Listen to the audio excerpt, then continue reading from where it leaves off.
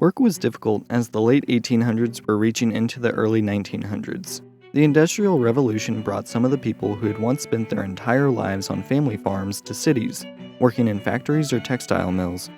Many found themselves doing the same job their parents, grandparents, even great-grandparents had been doing. But for some who didn't have the opportunity to work in the family industry, whether because they had just immigrated to America, their family trade fell on hard times, or there simply wasn't enough work for them, they had to seek out other opportunities.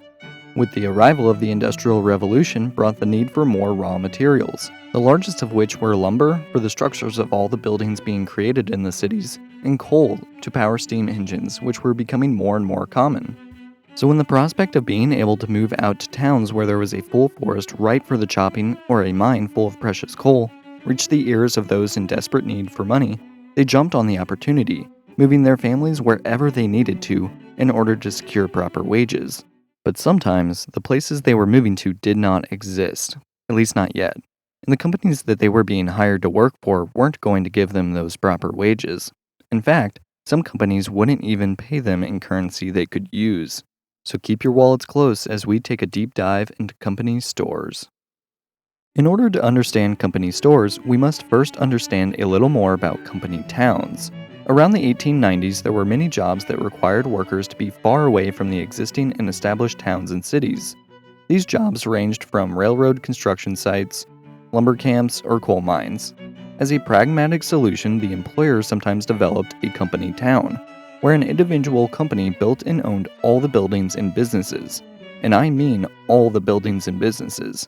There were company towns where a single company would own everything from churches to schools, libraries, clinics, homes, all of it. Yet in some cases, business leaders would see this as an opportunity for them to flex their power and try to create their ideal utopian village. Take for example, Hershey, Pennsylvania. In 1900, Milton Hershey sold the successful caramel candy business he'd founded in order to become a pioneer in the mass production of milk chocolate. He built a factory complex near his birthplace in rural Pennsylvania, in part because the area's dairy farms offered access to ample supply of milk. Due to the remote location of the factory, Hershey also constructed a town for his employees, intending it as an industrial utopia that reflected his progressive beliefs. With streets named Chocolate and Cocoa Avenues, the new town featured a wide variety of affordable modern homes that workers could rent or own, a trolley system, public schools, social clubs, and even an amusement park and zoo. In 1909, Hershey, who was childless and had a limited formal education, established a local boarding school for orphan boys. During the Great Depression, he launched a building campaign that kept hundreds of people employed and resulted in the addition of a large hotel, sports arena, and other public structures to his model town. But most of the company towns never reached this point. Not even close. The earliest coal camps often consisted of boarding houses for mostly unmarried male miners. Duplexes and single-family homes were more common after the 1910s, when companies actively recruited a more stable workforce of married men with families. Squeezed between mountains and stretched out along creeks, these homes often lacked what today we would describe as necessities. Even after the establishment of permanent housing, coal towns did not have adequate sewage and water facilities. Coal companies stripped down the forests nearby to erect simply designed houses, schools, and churches, all within close proximity of the mines. To cut costs, almost all miners' houses were built identically, often of cheap materials. Since most towns were built in isolated areas, miners and their families were totally dependent on the companies for all goods and services. As described in the book The Kingdom of Coal, the company towns were total communities. Everything was owned by the coal companies. Community laws were laid down by the company, obedience enforced by the company police, and the feared blacklist was used on those who did not fall into line. The coal companies extended their social and economic control through ownership of almost all the property. They owned the land, streets, houses, stores, schools, churches, and any community buildings. It's one thing to own the buildings, but the companies would make the miners pay rent, buy their own food, and even their own tools to take into the mines with them. And where was the only place in hundreds of miles to buy all these things from? The store owned by the company they worked for. All life in company towns revolved around the company-owned store. Since these towns were located in isolated areas, the company store offered the only option for buying groceries, mining tools, and other goods. Most company stores also contain the local post office and payroll office. Going to the store was a daily ritual in the life of a company town dweller. Residents converged on the store shortly before the arrival of mail to chat about work, train schedules, daily events, or family matters. After work, miners often congregated on the store porch after drawing scrip to review the day's work or talk about company affairs.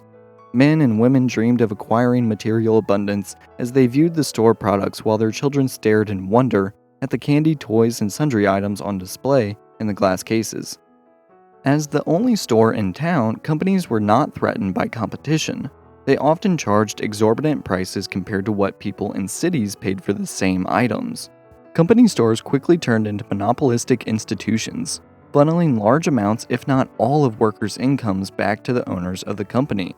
But let's talk about the workers' income for a moment, because it often wasn't in US dollars. Rather, it was paid in scrip, a kind of currency that would only be accepted at that town's company store. And this wasn't an entirely original idea on the part of the companies. It was actually derived from the British truck system. The truck system comes from the word truck, meaning exchange or barter, and usually refers to a specific set of practices under which truck wages are used to defraud and or exploit workers. This may take one or two forms. Firstly, the payment, either credit or money substitutes, are of a lesser market value than the amount of money that would normally be paid for the same work. Secondly, truck systems are normally regarded as undesirable or illegal because they limit employees' ability to choose how to spend their earnings. As long as the company store is the only party able and willing to accept scrip for the needed goods, there is no meaningful competition to lower prices. Hence, a truck system relies on a closed economic system in which employees are required to become indebted, subject to a retail monopoly in essential goods, and are unable to leave the system. Such a system may appear to be fair, free, and legal exchange, whereby an employer offers something of value in exchange for labor, with the result being the same as if the laborer had been paid the money and then the money spent on those necessities. Yet, in the American version of the truck system, things played out a bit differently. The companies often did start out by paying the miners with real currency. However, their use of scrip did not take long to take hold. In theory, scrip was an advance against unearned wages, and usable only by the employees to whom it was issued.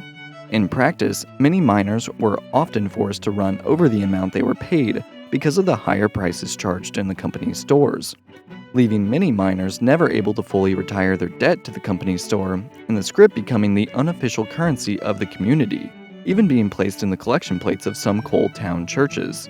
This system eventually devolved into a sort of slavery called debt bondage, and it quickly incorporated more than just money.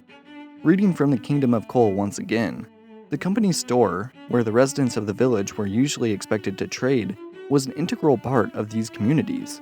Generally, it was the only outlet for foodstuffs, minor supplies, and merchandise in the area, and most importantly, it extended credit, payment being deducted from paycheck.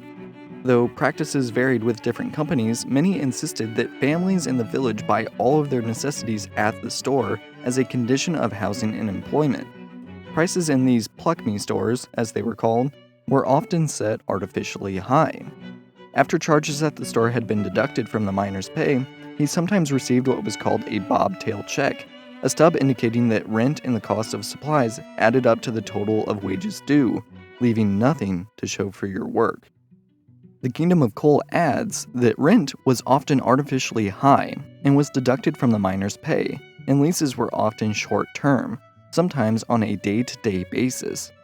Troublemakers in the mine or communities faced swift and summary eviction. Mine agents simply deposited a family's belongings on the road outside the door. The good news is that company towns and the practice of using scrip did not last forever.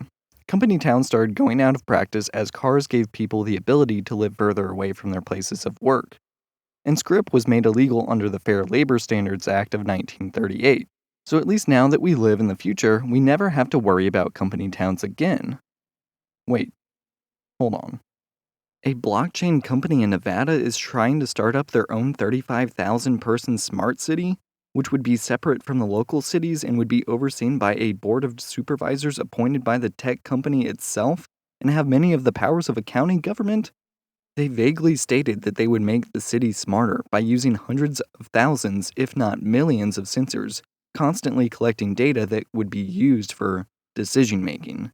And you can use their company's blockchain technology to make payments, pay taxes, etc. Well, at least I'm sure there will be independent housing and Oh.